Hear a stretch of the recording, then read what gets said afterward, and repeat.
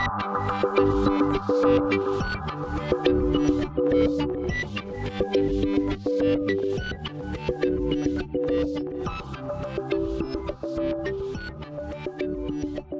we get everyone entering the room, would you like some tea, Christina? Yes, thank you. I'm really looking forward to this because it's freezing outside and it's going to warm me up. What have we got today? We've got a peppermint tea, iron Japanese pot with some little glasses. Thank you. So thank you everyone for joining us today, and welcome to Sustainability number 14.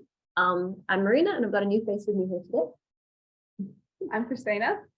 Yeah, we both volunteer for the Adelaide Sustainable Building Network. Before we kick it off, we thought we'd like to do an acknowledgement of country. So we'd like to acknowledge that our event today is held on Tandanya, the traditional land of the Kaurna people, and acknowledge the traditional custodians of the various lands from which we might be working from between us today. We'd like to pay our respects to elders past and present, recognizing and respecting their cultural heritage, beliefs, and relationship to land and country. So today the session will cover an overview of sustainability and climate action at Bluescope. We've got with us here Philippa Stone, who goes by Pip, who will provide us an overview of sustainability and climate action at Bluescope, including the key enablers for Bluescope and the broader steel industry to achieve net zero by 2050. She'll also highlight how standards such as ResponsibleSteel are helping drive the socially and economically responsible production of net zero steel globally. I'm actually fortunate enough to work with Pip in my day job, and I always learn something new whenever she brings a new sustainability presentation to the table. Wow, that was great. I'm really looking forward to this. As an architect, I'm always interested in learning more about sustainable products and how I can incorporate them in all of our designs. Pleasure. A little bit about Pip before we hand over to her. She joined Bluescope in 2019 as Sustainability Manager, and she's responsible for the development and implementation of the Australian steel market sustainability strategy, including product sustainability, credentials, and certifications. So without further ado, we'll hand over to Pip. Awesome. Thank you very much. And hi, everyone. Absolute pleasure to be with you all this morning. I am joining you from Bidjigal land, otherwise known as Mascot in Sydney. So this is, as Marina said, this is what I'm going to cover today. We'll start with the challenge and opportunity for the steel industry, and that's the global steel industry, what Bluescope's doing, a bit about responsible products, and then we'll go into Q&A. I presume most people are familiar with Bluescope. I haven't put an introductory slide in, but let me maybe just start by saying Bluescope is a global steel manufacturer. We are headquartered in Australia. In Australia, we have a single steelworks at Port Kembla in New South Wales. We also produce steel in New Zealand and in America. So there are 3 steelmaking sites, but we have a whole load of downstream sites, or midstream and downstream sites, who do coating, painting, roll forming operations around the globe also. And in terms of our products, if you're not familiar with Bluescope, you hopefully have heard of brands like Colorbond, Zincalume, Deckform, and so on. They're the products that we produce from those steel mills. So we're going to dive right in with the challenge for the steel industry. And again, speaking at a global level, and this is probably one of the key slides, so I'll spend a bit of time talking about this to give you guys the foundation for, I imagine, where most of the Q&A will go, because this slide's pretty critical. So essentially what it's telling you is that there are 2 main ways to make steel, and I'll talk about the third one also. But you can see that over 70% of global steel production currently uses a particular route that we call the blast furnace basic oxygen furnace steelmaking method. That's technology's been in place for hundreds of years. has been refined over the course of those years and is a pretty well established and efficient process. You take raw materials like iron ore, coking coal, limestone, other fluxes. You create iron first in the blast furnace, and then you combine that molten iron with a proportion of scrap, steel scrap, usually around 25% recycled scrap, in a basic oxygen furnace, and then you get your crude steel. So 70% of steel is made using that process. You may hear that process called primary steel making or BF/BOF steel making. There are lots of acronyms in the steel industry. Right, so that's how we get steel to begin with. The second process that you can see there in the orange is called electric arc furnace steelmaking, or EAF steelmaking, sometimes secondary steelmaking. And essentially what you do in this process is you take steel that has already been created through the BF/BOF process, you melt it down again and you create new steel. Ideally, you do it with 100% renewable energy, and you don't get much more circular than that, 100% scrap with 100% renewable energy. The third process there is called DRI, or direct reduced iron. And essentially what you're doing there is creating iron rather than steel from iron ore through a direct reduction process. At the moment, that largely happens with natural gas, but the idea is in future that hydrogen will replace the natural gas for that process, and as soon as we can, green hydrogen. So it's kind of an intermediary product, I guess. You get the green iron or hopefully green iron from that process, and you can combine that process with either the EAF process or the BF/BOF process. So hopefully that's clear. As I said, for Bluescope, we make steel in Port Kembla with this BF/BOF process, but in Australia we have other steel makers. So you may be aware of Infrabuild, who have the EAF process. Liberty, who's been in the news recently about the transition that they're going through from their BF/BOF to EAF, and in time DRI EAF. And indeed, Bluescope in New Zealand just announced on Sunday that they will be transitioning to an EAF process as well. It's worth noting just on emissions intensity that the BF/BOF process is the most emissions intensive, unsurprisingly, because it uses that coking coal to reduce the iron ore. It's about 2.2 tonnes of CO2 per tonne of steel is the average emissions intensity. EAF steelmaking really ranges depending on your grid. So the more renewables you've got in the grid, obviously the lower the emissions will be, can be as low as 0.2 all the way up to 1 point something, 2 point something, depending on just how efficient the process is and what kind of and what the grid's like. So that's enough on that slide. The question that always comes from that slide, well, why on earth are we making steel using the BF/BOF process using coal if we've got this other technology readily available? Oh, sorry, this is just showing that BF/BOF process, the majority of the emissions are created in the reaction with the coking coal and the iron ore. One of the questions we're often asked is, why don't you just switch to renewables? Wouldn't that solve the problem? It does not solve the problem, because it's a chemical reaction that's occurring between the coking coal and the iron ore. It's not just about the grid. But to the question of why don't we just all transition to the EAF process? This is kind of the why. Essentially, the demand for steel is growing. And I think the projection is we'll need an increased 30% by 2070. That's from the IEA. And so, the world needs more steel. And unfortunately, it's a hard to abate sector because there isn't enough scrap to meet that growing demand for steel. If we could make steel solely from 100% scrap, of course, we would all do that. But there isn't enough scrap to do that. So the challenge that we have as a steel industry and as specifiers, as purchasers of steel, is to decarbonize primary steel making, that BF/BOF steel making 70% chunk, as fast as we possibly can. Because if we all go around trying to specify steel made with high recycled content, all that's going to do is kind of shift the burden around the world and not actually take action where we really need the action to keep global warming within 1.5 degrees. This is a really key slide also that kind of shows the key enablers the steel industry needs to decarbonize.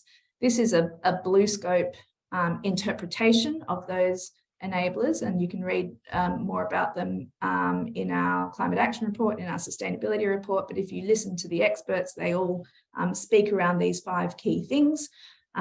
Obviously, we need the technology to be in place, and it's really exciting developments happening on the technology side. Was previously referred to as breakthrough technology. We're starting to see that breakthrough happen, so it's becoming more mainstream.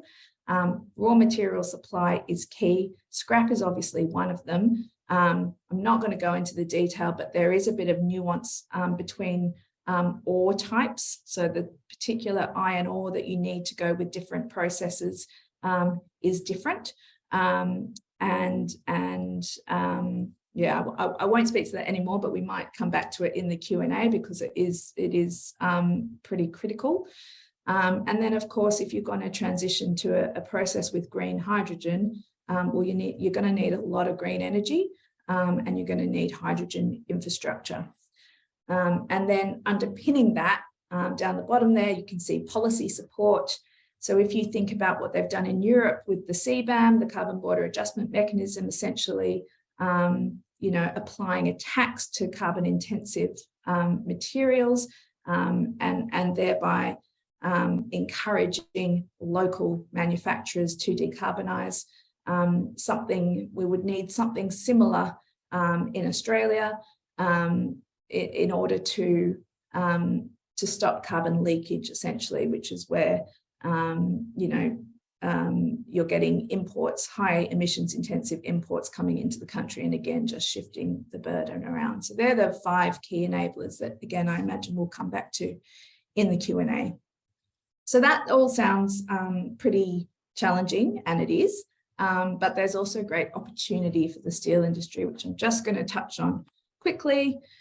And as I was speaking to before, when it comes to secondary steel making, once all the steel that the world needs has been created, if you can melt it down again using renewable energy, you've got a pretty circular material, right? Clearly, we don't have time to wait for all the steel in the world to be produced for that process. So there are other things that we need to do, including decarbonising primary steel making. And I think, there's a lot of focus on upfront carbon, and rightfully so.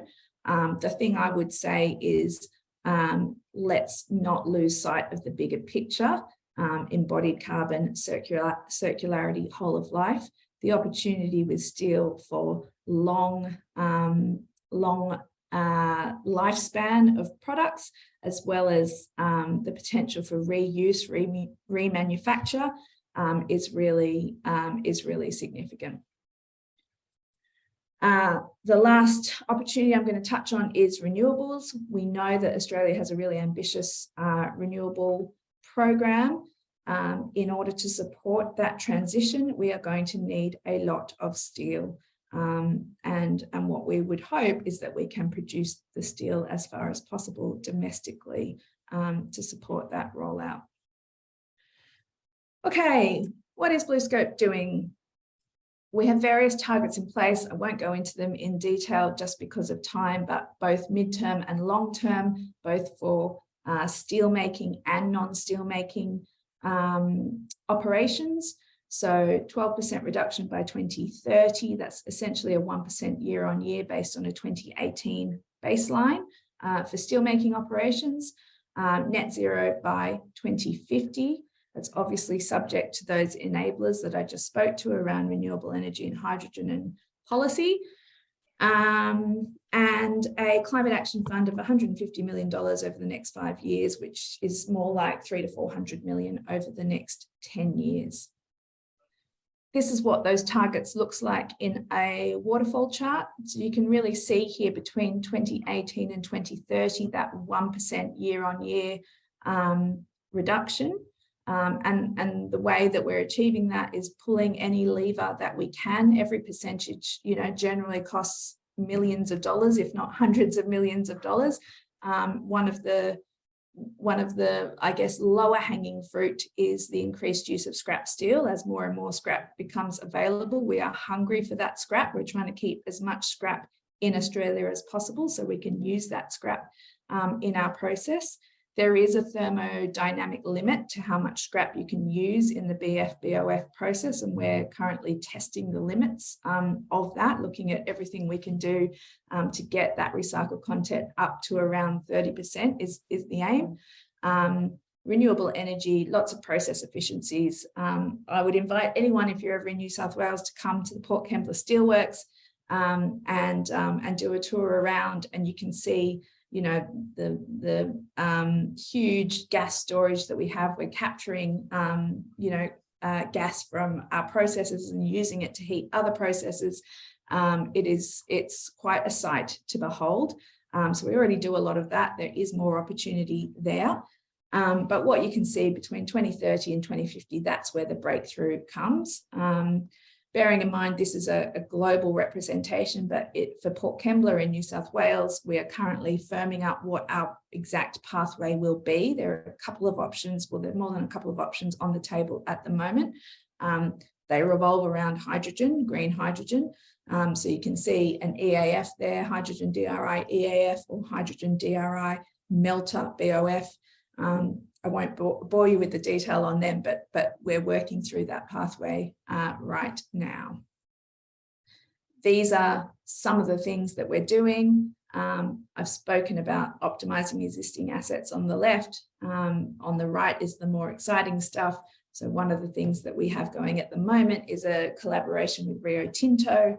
The aim of that collaboration is to crack the code using Rio Tinto's Pilbara ores. They have a lot of hematite ore available, and we're trying to get that hematite to work in a hydrogen DRI process. So that's ongoing R&D.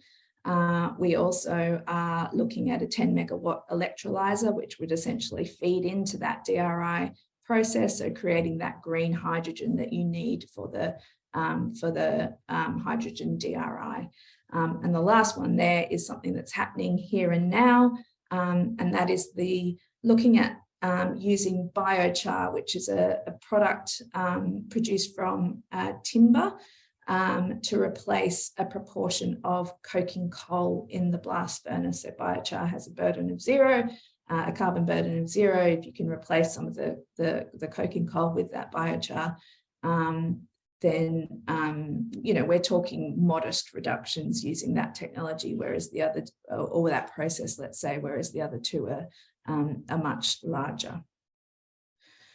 Okay, we'll just finish off with responsible products. So that's all the kind of, the technology manufacturing side. This is the stuff that you guys are probably more familiar with in terms of certifications and credentials, and the rise of importance of certifications and credentials is really great to see in industry. So you can see there, environmental product declarations. I imagine most of you are familiar with those. They're your, based on life cycle assessment, and a kind of a, objective scientific document that says a whole range of environmental indicators for a product. Global warming potential or embodied carbon is the one that is most readily sought after. So they're all available. We published our first one in 2015. We published another few in the years after that, and we're on a very aggressive publication timeline at the moment. We're hoping to publish another 3 this week, and to have an EPD for our entire product range this year, hopefully in the coming months, but they're very time consuming and resource intensive to produce. So watch this space. The next one is eco labels. I'm not going to go into the detail, but many of our products have a green rate level A, which is a kind of a independent benchmark by this third-party global green tag that says this product is good based on this criteria that we've set out. And the last one there is ResponsibleSteel. I hope people have heard of ResponsibleSteel, but it's relatively new. Essentially, it's a stewardship scheme for steel, very similar to FSC or PEFC for timber, or the Aluminium Stewardship Initiative for aluminium. It is specific to the steel industry. It looks at the material issues for steel and, you know, sets out in 100 and something pages what the criteria are for getting certification. You can see it covers 13 principles there. Number 10, climate change and greenhouse gas emissions, is obviously the key one. There are requirements both at the corporate level and at the site manufacturing level. There are also kind of two different certifications within that standard. One is for the site, for the manufacturing site. The next is for the steel that comes out of that site. Because it's relatively new, at the moment in the world, there's only site certification available. No one is yet certified to the steel requirements. You know, we'll hopefully see some movement on that in the coming months and years. In a way, I guess it demonstrates the robustness of that standard. This isn't something that you can do overnight. It took Bluescope 2 years to achieve certification for Port Kembla. So it's yeah, it's quite the challenge. And you can see on the right-hand side some of the stakeholders that have been involved in the development of that standard. Really critically, it's multi-stakeholder. So you've got everyone from the end users all the way down to the mine sites with the steel manufacturers in the middle, and really importantly, the civil society, the not-for-profits, the CDP, the climate group, making that standard as robust as it can be for the steel industry. What does all that mean? What does the so what? For anyone who's involved in Green Star Green Star projects, I appreciate this is a very busy slide, but you will know that Green Star has a new responsible products framework. Products are classified as either good practice or best practice.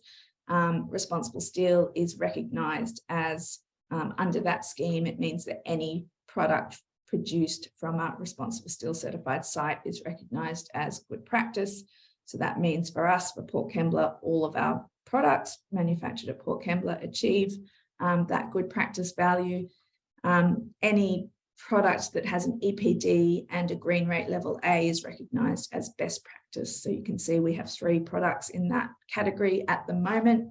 As I say, we are aggressively rolling out EPDs, and eco-label will be the next step. So we hope that we'll have most of our products in that second band in the not too distant future. This is my last slide. What can you do? This is one of the questions I'm asked most. What does good look like for steel? What can we do as specifiers and purchasers? Clearly you start with design. You're trying to dematerialize as much as possible, use less steel, use it efficiently. Number 2, extend useful life. Think about, adaptive reuse is of increasing importance in the built environment. How can you use products maybe like light gauge steel framing to support your adaptive reuse projects? Think about designing for disassembly. Anything that can be bolted can be unbolted and hopefully used again. And then that durability aspect of this, comes into play when you're thinking about products like ColourBond steel. The amount of technology and research that goes into the coating and the painting of that product is incredible. And we are always trying to extend the useful life of that product as well as across our product range. Product transparency goes without saying. That's a ticket to the game these days now as a minimum. And I say it's ticket to the game. It's worth recognizing again the amount of investment that manufacturers make in product transparency.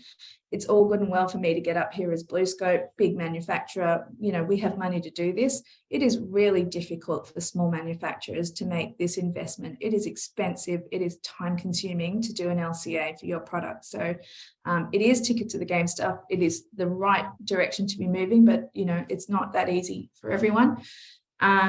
Stewardship, I've spoken to. Look for certifications, look for credible certifications. They are not all created equal. the Green Star Responsible Products Framework is a really good place to start in terms of what good looks like. And then the last two really come back to what I was saying at the beginning of the presentation around the different pathways for steelmaking. Yeah, consider the climate commitments of steelmakers. It is not as simple as going to the EPD, looking for the global warming potential of that product, finding the lowest one and saying, I'm going to use that product. That will help you on your project. If you've got an aggressive embodied carbon target to meet, sure, that will give you a tick.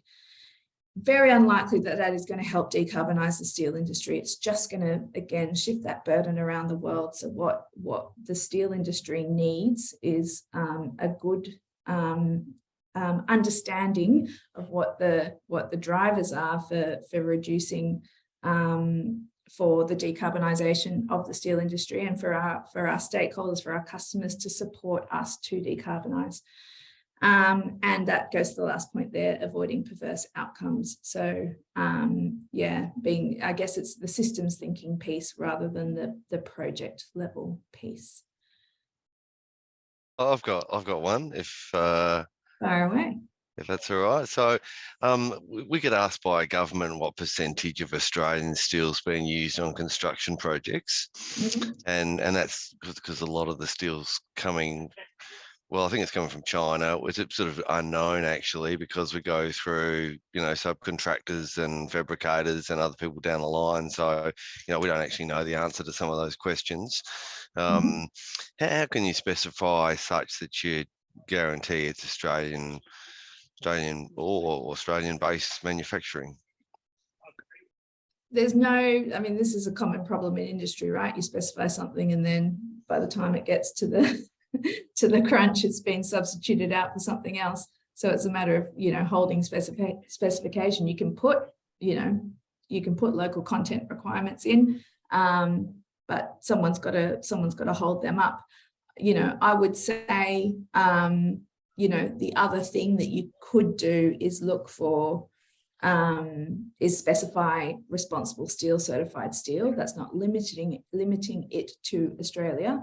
But I don't know enough about, what restrictions there might be around specifications, but if it was a restriction to limit it to Australia, that would be a way to ensure that you're, ticking the sustainability box, I guess, for steel. Does that make sense? Okay, thanks. Thanks heaps, Pip. Is great to get all those different kind of interesting aspects of what's happening at a broader scale, and also what's happening with Bluescope. But in there, you kind of talked about emerging technologies and things that you guys are actively doing research on. Mm-hmm. Which one of those do you think, from your awareness, has the best sort of impact? That's a great question. It's really geography dependent. So I spoke to, New Zealand. Our New Zealand business has just announced EAF because New Zealand has a great supply of domestic scrap to enable them to transition that way. You'll see in Sweden, you guys might be familiar with H2 green steel, which is kind of a leading light in steelmaking. They've announced hydrogen DRI EAF, I think it is, because they've got, if you remember that slide I had up about the enablers, they've got the hydrogen, they've got the green energy, they've got the technology, they've got the policy, tick, tick, tick. So that makes sense there. For Port Kembla specifically, there are two pathways that we're looking at closely. One is hydrogen DRI EAF, and the other is hydrogen DRI melter BOF. And it will come down to ore supply. So this is where we get techie, but in Australia, we have lots of hematite ore. DRI tends to run at the moment with magnetite, which is less plentiful and more expensive. So it tends to be at the moment natural gas, DRI using magnetite EAF. That's that pathway, and that will work for some, won't work for all because there's not enough magnetite. So what we're trying to do with our collaboration with Rio Tinto is to get the process to work with the hematite ore that we have plentifully available in the Pilbara, and that could either be with an EAF or a melter. The role of the melter is to remove what we call gangue, or the stuff that we don't want out of the iron, that when you use the hematite is more likely to occur. So I guess the short response to your question is there is no single technology. There will be a range of technologies, and it will be dependent on how those 5 enablers work in that country. Awesome. Thanks, heaps, Pip. It sounds like anything in regards to sustainability, right? Never a silver bullet. It's always going to be circumstance. Yep, exactly right. Does Bluescope have a take-back scheme for recycling of sheeting products? Yeah, great question. We don't have a take-back scheme, and I've thought about this. We don't really need one as such, because we have agreements in place with scrap metal providers. So there's already, because scrap steel has a value, right? Its recovery is driven by economics. So we're not geared up, let's say, to take scrap back ourselves, but we do that through our supply chain. Yeah. What about rather than for recycling, for reusing? Yeah, that's a great question, and that's the future, right? And there's some really exciting stuff going on in the UK in particular. There's a particular organisation called I think it's Cleveland Steel is their name, and they're not a steel manufacturer, they're a steel remanufacturer, let's say. They take the old steel back and they test it, they do whatever they need to do with it, and then it goes back out again. I would love to see that happen more broadly. I think we will, but there are a lot of things that need to happen in order for that kind of arrangement to work. But yeah, that's certainly a big part of the future. I was just wondering what the drivers were from Bluescope's side. Like, is there a push from sort of government and legislation that's moving Bluescope towards these investments in emerging technologies, or is it internally within Bluescope, like Bluescope sort of reading the market and going, this is the future, we need to do something about it now? All of the above. Right thing to do, essential to the sustainability of our business, also driven by investors, also driven by customers, also driven by our social license to operate. All of them, we're moving as fast as we can. Yeah, I was kind of, to follow on from that question, interested in like and you touched on it a bit, Ken, but like what's the prospect for these technologies? Like there's often we sort of hang our hopes on technology as sort of the solution to all our problems, and carbon capture and storage is probably one that the coal industry's been hanging on to for a long time. Like, yeah, trying to get a bit of a barometer for, are these things like wildly ambitious, or are they like sort of likely and would potentially be rolled out in the next 5 years? I'd be sort of interested in knowing that, because in the absence of that, if we're still trickling along in 10 years time with the same tech, then we've got a pretty serious problem. It doesn't make that transition any easier, but it's just kind of, I don't know, it gives you a reason for hope, I suppose, in that sense, if we know that those sort of things are on the horizon in the near future. Yeah. Mark please Amos do. here. I specification manager in SA for Bluescope. Hey, Mark, how are you? I'm good. So to sort of add a bit more to that, I suppose, from a daily internal Bluescope perspective, yes, it will happen. Exactly when, that's the parameters and the restraints that Pip talked about earlier. It will happen. It's just a question of getting all the ducks in a line to I think as yourself said, there's no silver bullet. It's when that breakthrough or emerging technology becomes more sustainable, we'll move to it and then dodge the next bullet and move to the next thing. But so from a perspective in terms of, I think it was answer the question, either how serious are we on this? We have an executive lead board director on climate change. It's what investors want. It's where we sit. For example, another example would be we're relining or our blast furnace using our existing BAS technology is due for renewal and reline. We're looking at incorporating, if you like, unknowns into that blast furnace design for a future. So we're doing everything we possibly can, but we just can't predict exactly which option we go with at the moment. That adds a bit more clarity. So time-wise, there is no silver bullet. So probably 10 years 10 years we'll know where we're going to be, but we probably won't necessarily be there. Is my gut feel in terms of just a basic broad sort of decade type arrangement. We'll have everything in place, whether we're hitting the targets at that point in 10 years. Like I said, 2050 is the carbon date that we've set, and again that came with it some interesting comments from the market, but literally that was where that's what we know at the moment. As we move more and these emerging technologies come, hopefully that date moves closer. Yeah, agree. Just a couple of things that I just wanted to add into the, I guess, like the general conversation that we're having at the moment. Was I appreciated Pip also giving a shout out to other local steel manufacturers like InfraBuild and like Liberty, especially like Liberty being, based in SA and kind of going toward that electric furnace arc and all those other kind of stuff. That's really good for us to know as like a state. But then the other bit was I'm currently working on some projects, which I'm not at the liberty of saying which ones, but we're actively monitoring the upfront carbon impact at a package level. So every single package that we're tendering, we're actually looking at what's the carbon impact.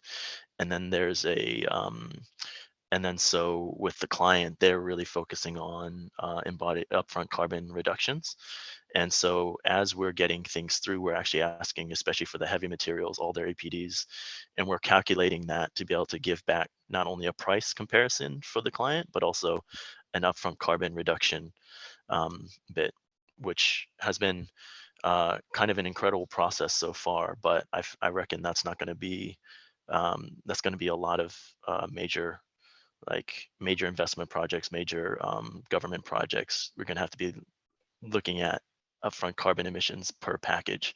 So, structural steel, concrete, reinforcing steel, aluminium is going to be a major component of that. Yeah, I think the key challenge that we have in Australia is that we operate a single blast furnace. So if we start messing around with technologies that aren't proven, we may lose our source of iron, which means we wouldn't be able to produce any steel. So if you're an ArcelorMittal or one of the big ones who are doing these massive rollout transition from BF-BOF to DRI-EAF in Europe in particular, and that's not happening everywhere in the world, but it is in Europe where the conditions are right, let's say, then you've got a lot more room to play with. We're a really, really small player on the global steel stage, so we need to know that technology is going to work. But we're by no means sitting back and going, oh, well, we'll just wait till it becomes available, right? That's where the collaboration with Rio comes in, the stuff that we're doing with biochar. As I said before I got cut off, we are really exploring every avenue we can to try and move as quickly as possible. Unfortunately, a blast furnace has what's called a campaign life. Usually it's around 20 years. And our current blast furnace is near the end of its campaign life. I'm not going to say how many more years we would need, but if we did have a few more years, maybe we'd be able to transition at that point. But certainly what our chief exec has said publicly is, because a lot of the criticism that we've had around the reline is you're locking us into another 20 years of dirty old, steel production. That's definitely not the case. We are not locked in. We will transition as soon as we possibly can. Obviously, commercially, it needs to make sense. But, those enablers need to be in place as well. And the enablers just aren't in place in New South Wales yet. The announcement, I heard Ken talking about Liberty just as I came back. The announcement from Liberty is really exciting. The enablers in South Australia are different to the enablers in New South Wales. Really keen to see how they're going to make that happen. But in terms of the reline, it at the moment, I think around 2026 is what we've said. And it's not going to be a like-for-like reline replacement. It will come with various GHG reduction bells and whistles that aren't on the existing. But certainly, we'll be using that technology until we can transition, and the date on that is TBC. That's it. Well, thank you so much, Pip, for your time. That was a fantastic presentation. Yeah, even watching that as someone who works for a downstream business at Bluescope, it was fantastic to see how quickly we're moving with new APDs being around the corner. We always get asked for them as downstream, so that was really exciting. I was just going to say on the emerging technologies piece, the one thing that's really exciting is that there's a lot of sharing and collaboration in this space, because there's recognition that this isn't something a steelmaker can do alone. The collaboration between steelmakers around technologies, although obviously there are, competitive considerations there, but particularly with the iron ore suppliers, who are just as keen to crack this as we are, is really great to see. So a lot of collaboration, and then you have organisations like MECLA, for example, who are trying to bring in that demand side as well and get everyone along the value chain, recognising that this is a value chain challenge, not a challenge for a steelmaker to solve in isolation. Awesome. Thank you so much. Really appreciate having you. And thanks everyone for joining. One last plug, Marina. Obviously, the website, as you know, it's detailed to death in terms of sustainability, climate change. So, and just literally put into Google sustainability, Bluescope, or responsible steel, and you'll find a way to the Bluescope website, which covers it in great detail. That's true. What it doesn't do is it's difficult to find the product side of that. So if you type in Bluescope sustainability, you'll get the corporate stuff, but you won't necessarily find the product specific stuff, which is harder to find. We're reworking our websites at the moment. So I've just put in a steel.com.au address, which is where our kind of product sustainability information sits. And that has, for anyone on, Green Star or IS rating projects, that has all that kind of information in there too. Thank you so much. Thanks, everybody. Yeah, definitely we'll keep the chat going. We're reminded to reach out whenever you need. And thanks